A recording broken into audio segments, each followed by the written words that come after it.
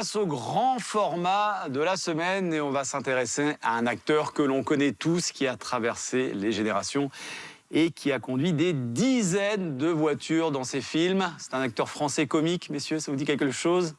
De Funès? Ah, il est fort, hein, tonton technique. Il s'agit bien de Louis de Funès, hein, et certains collectionneurs ont pu récupérer des voitures, des films de Louis de Funès.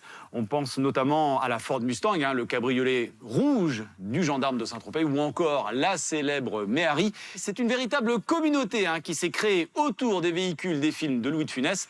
C'est un grand format signé Nicolas Schumacher, avec bien sûr Mathieu Lamour.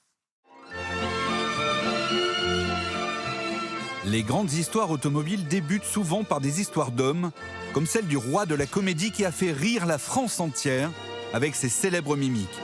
Il nous a fait rêver au cinéma pendant près de 40 ans et a contribué à rendre définitivement culte certaines voitures. Parmi les 140 films dans lesquels joue Louis de Funès, eh bien l'automobile tient une place très particulière. Et quand on pense aux voitures de Louis de Funès au cinéma, eh bien évidemment, il y en a quelques-unes qui restent vraiment de véritables vedettes, à l'instar de cette Cadillac DeVille cabriolet de 1964, la fameuse voiture du Cornio.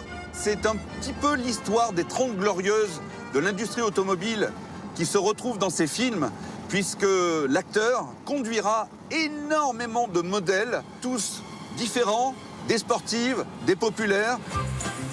Les célèbres Ford Mustang et Citroën Méhari du gendarme de Saint-Tropez, la 2 chevaux du Cornio ou la DS de Rabbi Jacob.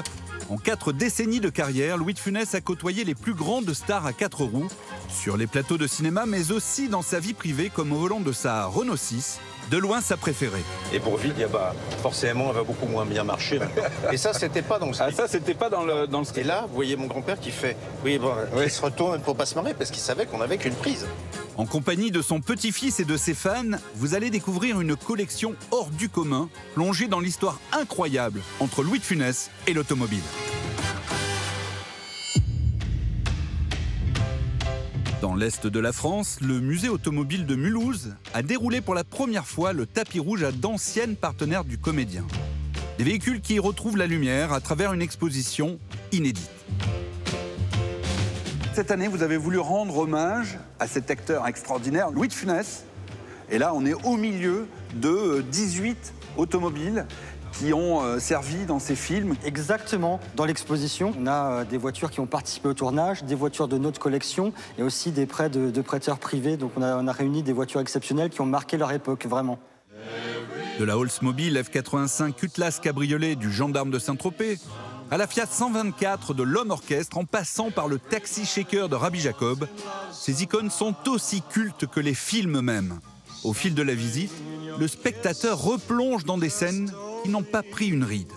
Et voici la fameuse 2 chevaux du Cornio, une des 3 qui ont servi à cette fameuse scène, cette fameuse cascade. C'est une scène qu'on ne peut pas refaire plusieurs fois. Hein. La voiture est totalement disloquée à la fin de la scène, il y a des boulons explosifs. C'est quand De Funès, avec sa Rolls, rentre dans Bourville et il lui explose complètement la voiture, quoi. C'est ça. Oh, maintenant, elle va marcher beaucoup moins bien, forcément. Qu'est-ce que je vais devenir, moi? Eh ben, un piéton, le plus vrai. Et ici même, justement, vous avez tout le fonctionnement de l'explosion avec les boulons explosifs qui étaient placés, plus d'une centaine, dans la voiture, activés par cette télécommande pour faire exploser la fameuse 2 chevaux. Certains exemplaires exposés sont encore en état de marche, comme la Ford Mustang du gendarme de Saint-Tropez. Un modèle unique qui a lancé la carrière de la pony car sur grand écran et fait d'elle la première au monde à rouler sur un plateau de cinéma.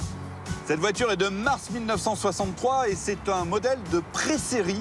C'est une version cabriolet équipée du V8 260 cubic inch, boîte automatique, 4 rapports. Elle a le compte-tours additionnel, la montre. Bref, c'est une voiture très intéressante au niveau historique. Et puis, évidemment, rappelez-vous cette scène où Louis de Funès malmène cette magnifique Mustang cabriolet et il s'engage dans une course-poursuite sur les routes de Saint-Tropez. La séquence a demandé au réalisateur Gérard Houry quelques modifications sur la voiture. Pour que la comédienne se tienne, donc Geneviève Grade, et ils avaient mis cette poignée qui est toujours aujourd'hui d'ailleurs. Il m'a dit « Ah bah la poignée elle est toujours là ». Elle n'a pas bougé. Je dis « Non, elle n'a pas bougé ». Pour Patrick Serpagli, loueur de véhicules pour le cinéma, sa Mustang est vraiment celle qui a fait tourner toutes les têtes en 1964. Pendant le film Le Gendarme de Saint-Tropez, comme ils n'en avaient pas du tout en France, Ford France, ils se sont servis de cette voiture. Toutes les stars du Festival de Cannes se sont photographiées à ses côtés, ou dedans, ou se sont promenées avec, comme Sophia Loren et Carlo Ponti. Dans Le Gendarme de Saint-Tropez, une autre star crève l'écran et se révèle au public, la Méhari de Citroën. 550 kilos, une coque en plastique et des capacités de tout terrain, la Méhari a longtemps été utilisée par la gendarmerie. Ah ben c'est toute mon enfance et avec mes parents le cinéma sur la plage qu'on allait voir avec nos chaises pliantes. Après De Funès, c'est le gendarme le plus connu du monde et étant aussi adjudant-chef de réserve gendarmerie à côté, voilà. Avec sa biche, Sébastien Grenier ne passe pas inaperçu dans son village. Comme la célèbre phrase de Funès, ma biche.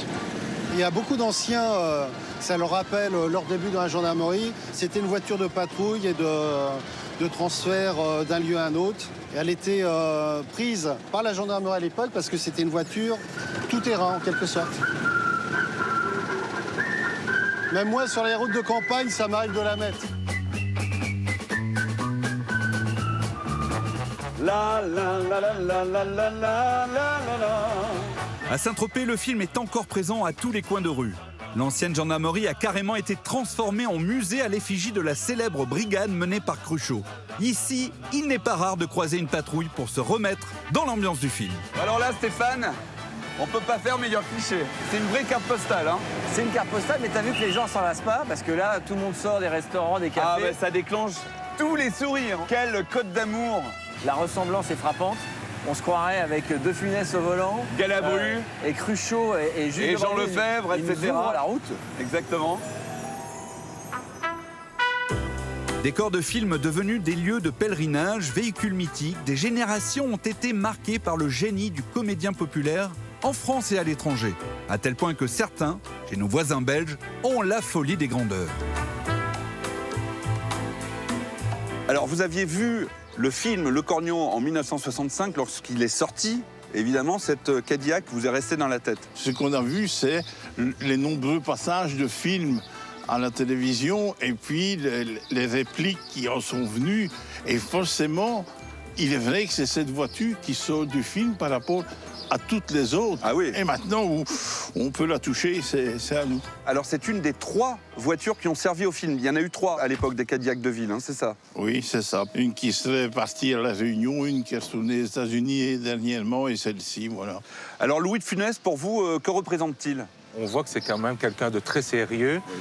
Et quand l'humour est sérieux, il est bien fait et on peut que tomber amoureux de ces acteurs-là. Malgré que ce n'est pas ma génération, je suis tombé amoureux de tous les films et avec l'humour bien spécifique français. Sa passion pour l'automobile, Louis de Funès l'a aussi transmise à toute sa famille. Laurent de Funès, petit-fils de l'acteur, se souvient du coffre à jouets de son grand-père. Laurent, dans la filmographie richissime de votre grand-père, il y a l'omniprésence de l'automobile. Est-ce que Louis de Funès était un véritable amateur d'automobile? Oui, l'automobile, ça comptait. Il a eu des très belles voitures.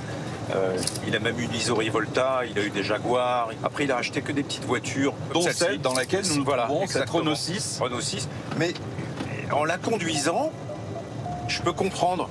Parce qu'en fait, c'est des voitures tellement sympathiques. Oui. On pourrait faire des kilomètres et traverser la France avec sans problème. Il paraît qu'elle roule jusqu'à 130. Tiens, d'ailleurs, on va essayer.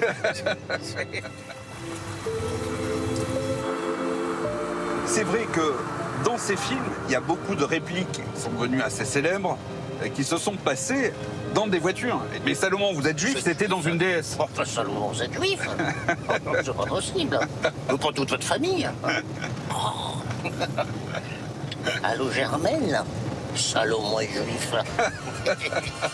Entre répliques devenues cultes et apparitions très remarquées d'icônes roulantes, 40 ans après sa disparition, Louis de Funès est aussi entré dans les livres d'histoire automobiles.